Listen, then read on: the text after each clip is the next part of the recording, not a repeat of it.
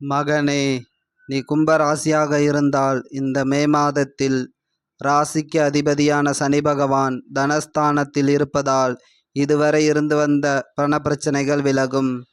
ராசியில் உள்ள ராகுவால் திடீர் பணவரவு ஏற்படும். தனஸ்தான அதிபதியான குரு பகவான் பூர்வ புண்ணியஸ்தானத்தில் இருப்பதால் வருமானம் சீராக இருக்கும். கணவன் மனைவிக்குள் கருத்து வேறுபாடுகள் வராமல் பார்த்து கொள்ளவும். முயற்சி ஸ்தான அதிபதியான செவ்வாய் பகவான் ஆட்சி பெற்று வலுவாக உள்ளதால் புதிய முயற்சிகள் வெற்றியை தரும். உறவினர்களுடன் இருந்து வந்த பிரச்சனைகள் விலகி ஒற்றுமை அதிகரிக்கும். சுகஸ்தான அதிபதியான சுக்கிர பகவான் பூர்வ புண்ணியஸ்தானத்தில் குருவுடன் இருப்பதால் வீடு கட்டுவது போன்ற சுப செலவுகள் ஏற்படும். தாய் வழி உறவுகள் மூலம் உதவிகள் கிடைக்கும்.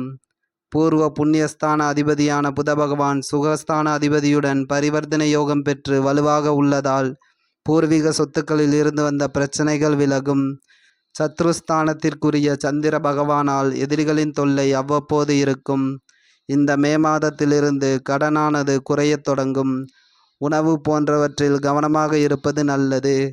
கலத்திரஸ்தானத்திற்குரிய சூரிய பகவான் மாத்ருஸ்தானத்தில் இருப்பதால் மனைவி மற்றும் உனது தாய்க்கிடையில் பிரச்சனைகள் வரக்கூடும்.